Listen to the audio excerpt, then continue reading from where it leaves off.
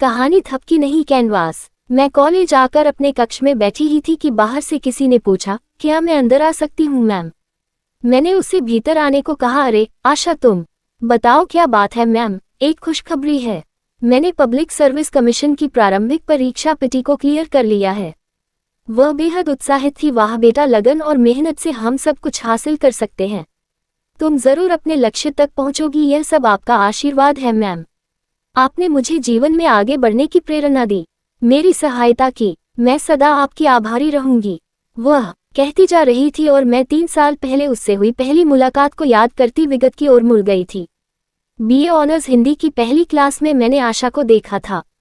पहली क्लास, नई प्रोफेसर, सब उत्साहित थे। सामान्य परिचय के बाद क्लास शुरू हुई। संभलों की सुयोग ना जाए चला, कब व्यर्थ हुआ सदुपाया भला। समझो जग को न निरा सपना पथ आप प्रशस्त करो, अपना अखिलेश्वर है अवलंबन को नर हो। न निराश करो मन को, कुछ काम करो जग में रहकर कुछ नाम करो, ये जन्म यहाँ किस अर्थ हो। समझो जिससे यह व्यर्थ ना हो। मैं कक्षा में मैथिली शरण गुप्त की कालजयी रचना पढ़ा रही थी और आशा मंत्रमुग्ध होकर मुझे देख रही थी। कक्षा के बाद उसने कहा था, मैम, मैं इस सार्थक बात को हमेशा याद रखूंगी कि मेरा ये जन्म व्यर्थ ना हो। प्रतिदिन उसे नियमित समय पर क्लास में आते देखती। वह बहुत ध्यान से अपनी पढ़ाई करती थी। कुछ दिनों के बाद मेरी एक दोस्त, जो एक सामाजिक संस्था में सक्रिय सदस्य थी, उसने मुझसे कहा कि तुम अपने विश्वविद्यालय में देखना कोई ऐसी बच्ची हो जिसे पढ़ाई में असुविधा हो रही हो, जो गरीब हो फिर भी मेधावी हो। ऐसी किसी एक बच्ची को हम पूरी पढ़ाई का खर्च देंगे। मैंने अपनी कक्षा में इस संबंध में बात की तो मुझसे मिलने जो छात्रा है उसे देखकर मैं चौंक पड़ी। आशा, तुम? जी मैम, मुझे पढ़ाई पूरी करने के लिए इस पैसे की जरूरत है। बहुत तकलीफ में हूँ, दाने दाने को मोहताज। वह बेहद मायूस नजर आ रही थी। फिर जो कहानी उभर कर सामने आए उसने मुझे स्तब्ध कर दिया। आशा अपने माँ पिता की इकलौती संतान थी, पर उसके जीवन में विडंबनाओं का एक ऐसा गहरा अथाह सागर था जिसका पारावार न था। छोटी सी उम्र में ही उसने जीवन की कई विडंबनाओं से प्रत्यक्ष साक्षात्कार कर लिया था। एक मासूम संवेदनशील बच्ची की दुखद कथा सुनकर मैं सिहर उठी थी। एक शिक्षिका होने के नाते मैंने उसे सांत्वना तो दी, पर मेरा अंतर्मन गहरे तक उसके दुख से जुड़ गया था। कभी कभी मानव दूसरे की संवेदनाओं से इतना जुड़ जाता है कि खुद पर बीती हुई ही समझकर दुखी हो जाता है। मात्र 16 वर्ष की उम्र में आशा की मां बीनू का विवाह एक ऐसे व्यक्ति से हो गया जो कहने को तो इंजीनियर था, लेकिन शराब और अन्य कई तरह के व्यसनों का शिकार था। विवाह होते ही बीनू जब ससुराल आए तो उसके सास ससुर और पति ने दहेज की मांग को लेकर उसका जीना दुश्वार कर दिया। दिन रात के तानों से तंग आकर जब भी वो अपने मायके चली आती तो माता पिता उसे ससुराल में ही जीने मरने की सीख देकर वापस भेज देते। वह दुखी होकर, प्रताड़ित होकर मायके लौटती और बार बार ससुराल जाने पर विवश हो जाती। दिन ऐसे ही बीत रहे थे कि तभी उसे पता चला कि वह गर्भवती है। उसने सोचा बच्चे के आने के बाद शायद उसके ससुराल वालों और उसके पति का व्यवहार उसके प्रति बदल जाएगा, पर ऐसा नहीं हुआ। बेटी के जन्म ने आग में घी का काम किया। वो नन्ही सी बिटिया के साथ अकेली तिल तिल जलने लगी। उसके पति को गांव से सैकड़ों किलोमीटर दूर पटना में सरकारी नौकरी मिली तो उसने सोचा अब सब ठीक हो जाएगा, लेकिन उसके पति ने उसे गांव में ही छोड़ दिया और पटना आकर दूसरा विवाह करने की ठान ली और बीनू को तलाक का नोटिस भेज दिया। दुखी व्यथित बीनू ने हजारों कोशिशें की थी कि पति रास्ते पर आ जाए, पर ऐसा नहीं हुआ और अंततः कोर्ट में तलाक का केस चलने लगा और बीनू अपने मायके में रहने पर विवश हो गई। उसका पति बिना विवाह किए ही एक औरत के साथ रहने लगा और जिंदगी में आगे बढ़ गया, किंतु बीनू की जिंदगी ठहर गई। परित्यक्ता का दाग अपने दामन में समेटे बीनू अपनी नन्ही सी बच्ची के साथ एकाकी रह गई। मायके के बहुत बड़े परिवार में एक छोटा सा हिस्सा बनकर वो अपने बच्चे की परवरिश करने लगी थी। बीनू ने बहुत प्यार से अपनी बिटिया का नाम रखा आशा। आशा की परवरिश के लिए उसने अपने पति से उचित धनराशि की अपेक्षा की और कोर्ट में केस चलने लगा। पहली बार जब 2 वर्ष की बेटी को गोद में लिए बीनू अदालत पहुंची तो पति को देखकर उसकी आंखें छलक उठी, परंतु उसने मुड़कर अपनी पत्नी और बेटी की ओर देखा तक नहीं। बात अगली तारीख के लिए टल गई। ऐसे ही तारीख पड़ती रही। बीनू धीरे धीरे बड़ी होती अपनी बच्ची को लेकर अदालत में जाती रही। 10 साल की आशा ने जब होश संभाला और पहली बार पिता को अपने समक्ष देखा तो उसका मन दौड़कर उनकी गोदी में जाने के लिए मचल उठा था, लेकिन माँ ने उसका हाथ थाम लिया और उसे वहां जाने से रोक दिया। तुम तो कहती हो यह मेरे पापा हैं, फिर क्यों रोकती हो? बीनू ने जवाब दिया, बेटा मैं उनसे मिल भी नहीं सकती। हमारा तलाक होने वाला है। इसलिए कोर्ट की तारीख पर हम नाना के साथ आते हैं। तलाक क्या होता है माँ? नहीं, बच्ची समझ नहीं सकी, पर पिता को देखकर संवेदनाओं का सागर उमड़ पड़ा था।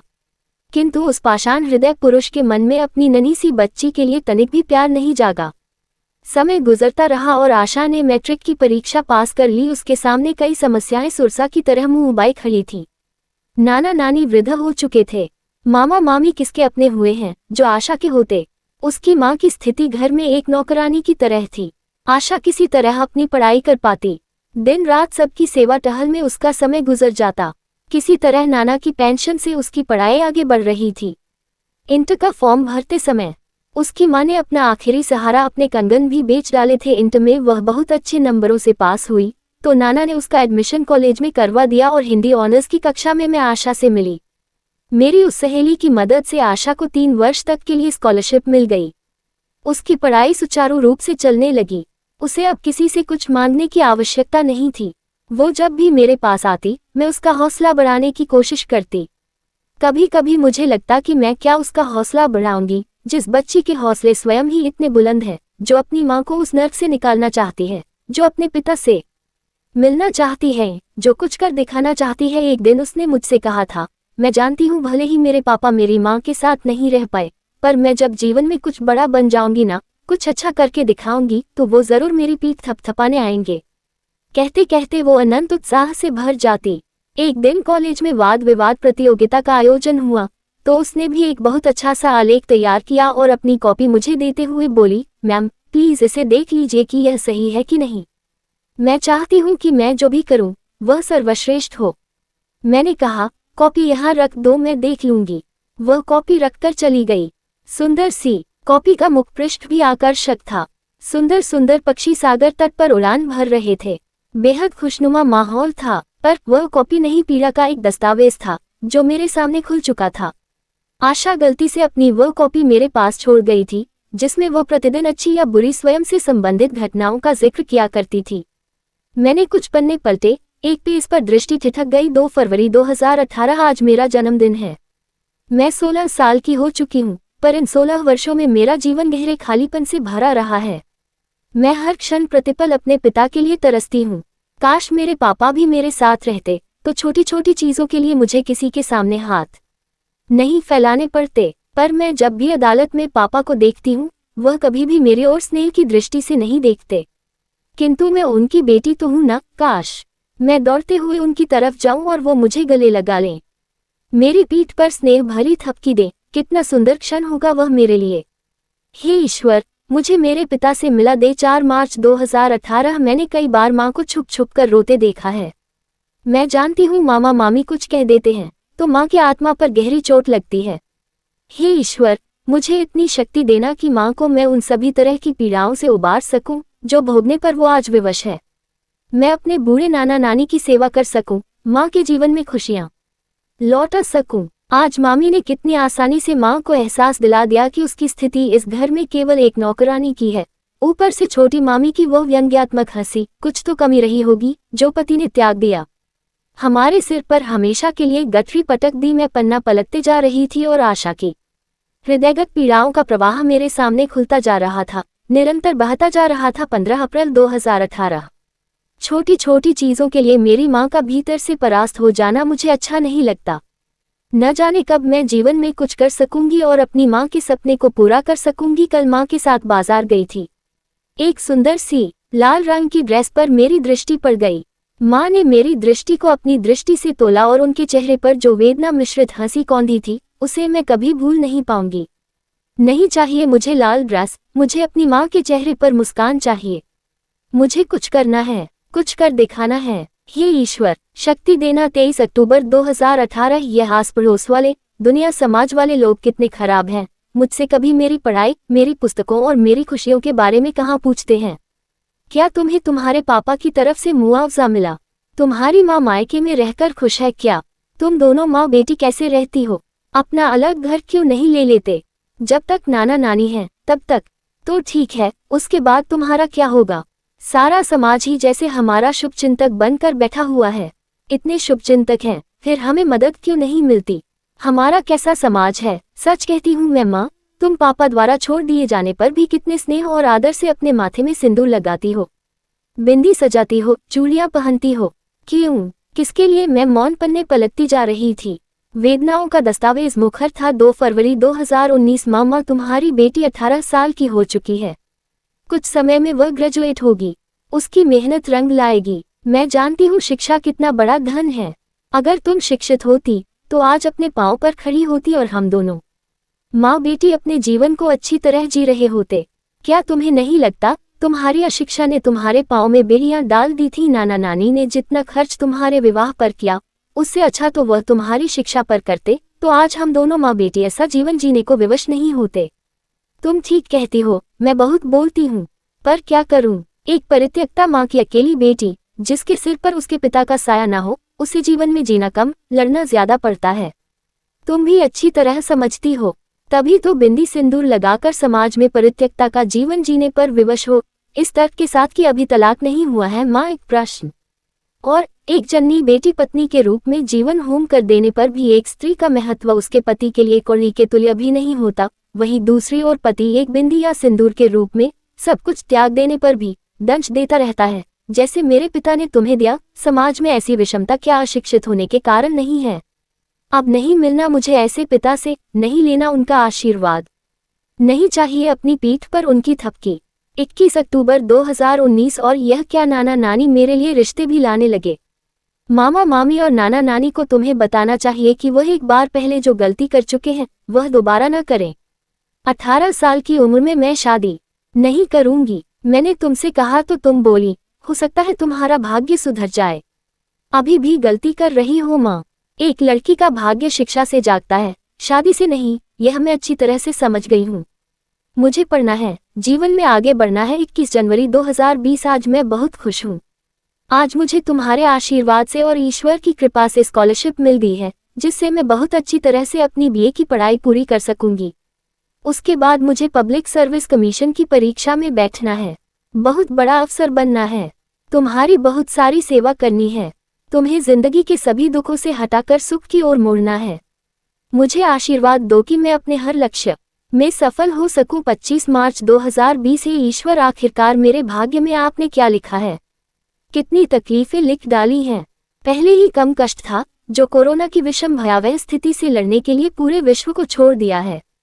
किसी तरह मैं ट्यूशन करके और माँ कपड़े सिलकर अपना घर चलाते थे।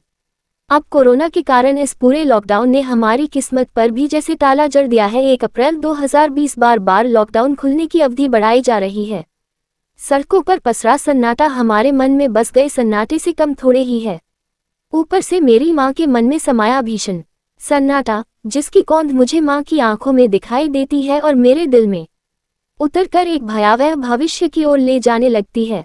हमेशा हर परिस्थिति से जूझने वाली मैं इस विकट परिस्थिति में एक एक पल मोहताज होकर मामा मामी और नाना नानी की आश्रित बनी पड़ी हूँ। और मेरी माँ की तकलीफों का तो कहना है क्या। 12 अगस्त 2020। आज का दिन कभी भूल नहीं पाऊंगी। आज घर में साफ कह दिया गया, दोनों माँ बेटी अपने भोजन का इंतजाम कर लो। पास में पैसा नहीं होता तो शब्द भी चुप जाते हैं। हमें बड़े से मकान के पीछे वाला कमरा दे दिया गया है, जहां मैं और माँ जीवन से जंग लड़ रहे हैं भूख से जंग। 22 अक्टूबर 2020। कब खुलेगा ये लॉकडाउन? कैसे चलेगा खर्च? हे ईश, ऐसा पिता किसी को मत देना। माँ का शिक्षित होना कितना जरूरी है अब समझ पा रही हूँ। 16 दिसंबर 2020। माँ की खांसी रात में सोने नहीं देती। मुझे पता है उन्हें कफ सिरप की जरूरत है और हमारे पास इतने पैसे नहीं। हे ईश्वर, कोई ना कोई रास्ता दिखाए। किसी जन्म में ऐसा पिता ना मिले। 2 फरवरी 2021। 19वां जन्मदिन और भगवान से प्रश्न, क्यों, कब तक, कैसे? 13 सितंबर 2021। जीवन धीरे धीरे पटरी पर आने लगा है। 3 ट्यूशन्स मुझे मिले हैं। माँ के चेहरे पर बहुत दिनों के बाद मुस्कान अच्छी लगी। आखिरकार कफ सिर पा ही गया। 2 फरवरी 2022। 20 वर्ष की आशा हूँ मैं, पढ़ रही हूँ, बढ़ रही हूँ। अखिलेश्वर है अवलंबन को मैं पढ़ती जा रही थी और मेरी आंखें भीगती जा रही थी। कितना जीवट है इस लड़की में। थोड़ी ही देर में वो भागती हुई आई, घबराते हुए बोली, मैम, मैं गलत कॉपी दे गई थी। ये सही है, आप देख लीजिएगा। ओ हाँ, मैंने तो देखा ही नहीं अभी तक। वो आश्वस्त होकर चली गई। मेरी अंतरात्मा में गुंजन हुआ, वो गलत नहीं सही कॉपी थी। धीरे धीरे उसकी मेहनत रंग लाने लगी और उसने बीए ऑनर्स की परीक्षा फर्स्ट क्लास से पास कर ली। उसकी खुशी की सीमा नहीं थी। उसने उत्साहित होते हुए मुझे बताया, अब मैं आराम से पब्लिक सर्विस कमीशन की तैयारी करूंगी, क्योंकि मुझे बहुत आगे बढ़ना है। हाँ, क्योंकि तुम अपने पिता से मिल सको और वह तुम्हारी पीठ थपथपा सके, है ना? मैं हंस पड़ी थी। नहीं मैम, अब मुझे उनकी थपकी नहीं चाहिए। मुझे मेरी माँ की सुंदर जिंदगी चाहिए। एक ऐसी जिंदगी जो कैनवास की तरह मेरे सामने फैली हो और जिसमें मैं मनचाहे रंग भर सकूं। उसका उत्साह उसकी आंखों से छलक रहा था। मेरा आशीर्वाद सदा तुम्हारे साथ है। मैंने उसे आशीर्वाद दिया था। उसने एमए में एडमिशन ले लिया।